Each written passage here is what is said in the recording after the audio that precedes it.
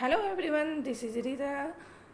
Welcome to my class. Today's topic is what books and burials tells us. Firstly, I want to explain the meaning of the burials. Burials, it is the practice of burying dead body in the graveyard in the ground. Burials, dead body को या मृत शरीर को जमीन के भीतर दफनाने की एक प्रथा है। हमारे चैप्टर का नाम है हमारी किताबें और बरियल्स क्या कहते हैं। Let's begin the chapter. The first topic is one of the oldest books in the world. दुनिया के प्राचीनतम किताबों में से एक है। Have you ever heard the name of the Vedas? बच्चों, क्या आपने कभी वेदों का नाम सुना है? There are 4 Vedas in Hindu religion. हमारे हिंदू धर्म में 4 वेदास हैं। The Rigveda, Samaveda, Yajurveda and Atharvaveda. The oldest Veda is the Rig composed about 3500 years ago. Rigveda दुनिया के सबसे प्राचीनतम वेदों में से एक है और इसको कंपोज किया गया या इसको बनाया गया 3500 साल पहले। बनाने का अर्थ इसको कंपोज करना। The Rigveda includes more than 1000 hymns called sukta और वेल सेड। ऋग्वेदा में 1000 से भी ज़्यादा हाइम्स है। हाइम्स को हम लोग सुक्ता या श्लोक भी कहते हैं। और in another word we can also say that well said, that means अच्छी कही गई बातें। These hymns are in praise of various gods and the goddess। ये जो हाइम्स और सुक्तास जो ऋग्वेद में लिखे गए हैं, एक्चुअली ये भगवान देवी और देवताओं के आराधना में लिखे गए हैं। 3 gods are especially important: Agni, Indra and the Soma। So according to this Rig Veda, there are the importance of the all gods, but among these 3 gods are more important। So Rigveda में देवी देवताओं की आराधना की गई है, लेकिन इसमें 3 देवताओं को सबसे महत्वपूर्ण बताया गया है, जिसमें इंद्र है,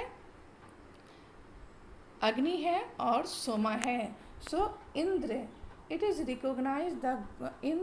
रिकॉग्नाइज्ड अ वॉरियर गॉड।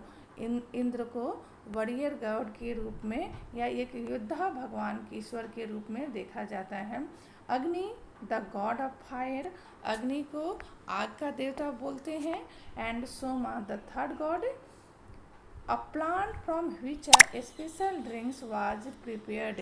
और सोमा एक प्रकार का पौधा है जिससे एक विशेष प्रकार का पेय पदार्थ बनाया जाता है।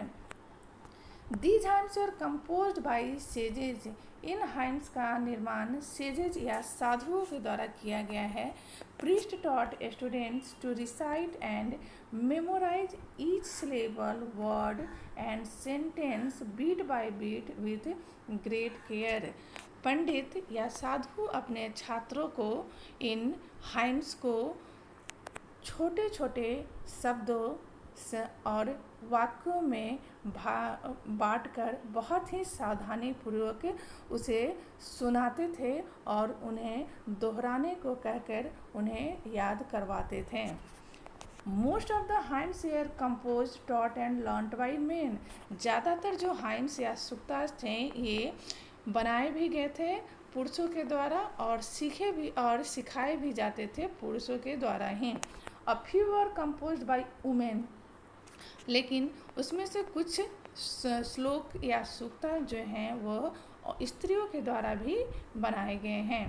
The Rigveda is an old और वैदिक Sanskrit which is different from the Sanskrit you learn in school these days. Rigveda का जो संस्कृत है वह बहुत ही प्राचीनतम या जिसे वैदिक संस्कृत कहते हैं वह संस्कृत है जो कि आज के संस्कृत से बिल्कुल भिन्न है, जिसे आप स्कूलों में आज पढ़ते हैं।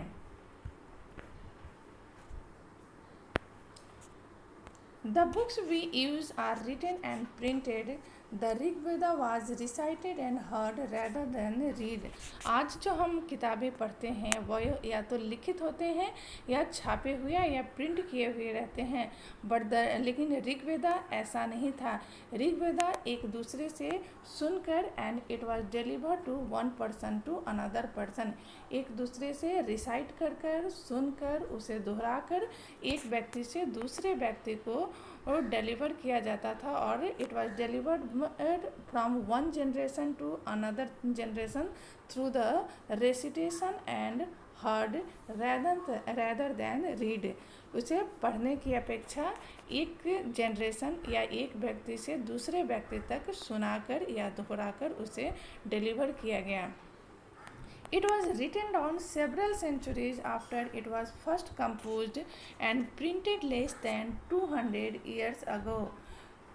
ऋग्वेद को कंपोज या बनाने के बहुत सदियों के बाद इसे लिखा गया और इसको छापने की प्रथा 200 साल से भी कम हुए जब यह शुरू हुई। How historians study the Rigveda. इतिहासकार ऋग्वेदा का अध्ययन कैसे करते हैं?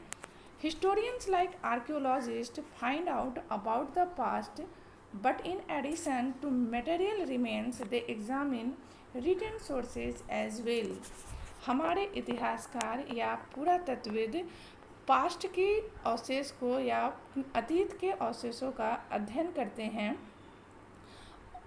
और जो अवशेष उन्हें मिलते हैं उन अवशेषों के साथ साथ अगर कुछ रिटन डॉक्यूमेंट या कुछ लिखित अवशेष मिलते हैं तो उसका भी अध्ययन करते हैं।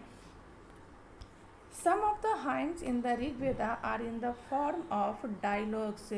ऋग्वेदा में कुछ हाइम्स डायलॉग्स या बातचीत के रूप में लिखे हुए हैं या बनाए गए हैं। This is a part of one such hymn, a dialogue between a sage named Vishwamitra and two rivers Vyas and Satluj that were worshipped as goddess। यहाँ पर एक ऐसे ही हाइम का उदाहरण दिया गया है। ये हाइम ऋषि विश्वामित्र और दो नदियाँ व्यास और सतलज के बीच का एक बातचीत है। सो व्यास और सतलज के बीच की बातचीत you can see in that index. So इस इंडेक्स में आप देख सकते हैं कि यहाँ ऋषि विश्वामित्र और दो नदियाँ जिनकी पूजा की जाती है और इसे देवी के रूप में इन्हें हमारे देश में पूजा जाता है। सो यहाँ इन दोनों के बीच की बातचीत लिखी गई है। Here this is the dialogue of the rivers and the dialogue of the Vishvamitra. Now, Sanskrit and other languages. So, in this index, it is explained about the Sanskrit and other language, और दूसरी language के बारे में यहाँ दिया गया है। Sanskrit is a part of family of language known as the Indo-American। Sanskrit उस परिवार का हिस्सा है जिसे इंडो अमेरिकन भाषा के उस परिवार का हिस्सा है जिसे इंडो अमेरिकन के नाम से जाना जाता है। Some Indian languages such as Assamese, Gujarati, Hindi, Kashmiri and Sindhi, and many European languages such as English, French, German, Greek, Italian and Spanish belong to this family। और इसी इंडो अमेरिकन फैमिली से बहुत सारे Indian भारतीय भाषाएं जैसे कि असमिया, गुजराती, हिंदी, कश्मीरी, सिंधी और बहुत सारे यूरोपियन भाषा जैसे कि English, French, German, Greek, Italian और स्पेनिश बिलोंग करते हैं। किस फैमिली से? इंडो अमेरिकन फैमिली से। They are called a family because they originally has words in common. कि ये एक ही परिवार के इसलिए माने जाते हैं क्योंकि इनके जो ओरिजिनल वर्ड्स हैं वो बहुत ही कॉमन है। टेक द वर्ड्स लाइक, जैसे यहाँ हम एक वर्ड लेते हैं matra it is written in Sanskrit and maa in Hindi and in English it is said mother. So we can see the common things in this languages. Matra that means mother, और it is composed in Sanskrit, ये संस्कृत में लिखा हुआ है। माँ हिंदी में है और मदर इंग्लिश में। Other language used in the subcontinent belong to different families. उप महाद्वीप में उपयोग होने वाली भाषाएं दूसरे परिवारों से आती हैं। For instance, those used in the north east belong to the Tibetan Burman family. जो नॉर्थ ईस्ट या उत्तर पूर्व में जिन भाषाओं को बोला जाता है वह तिब्बतन बर्मन फैमिली से बिलोंग करते हैं।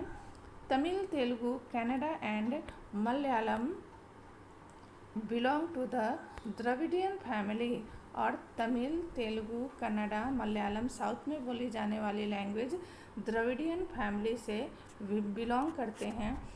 And the language spoken in Jharkhand and parts of central India belong to the Austro Asiatic family.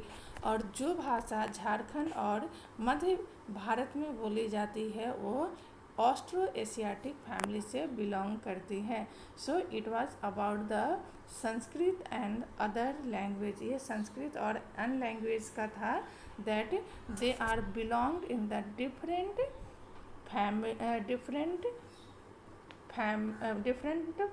Family, जो कि अलग अलग फैमिली से लैंग्वेज की अलग अलग फैमिली से बिलोंग करती हैं। So now this topic is completed. In the next topic I will explain about that the cattle, horses and chariots, words to describe people. Thanks for watching my video.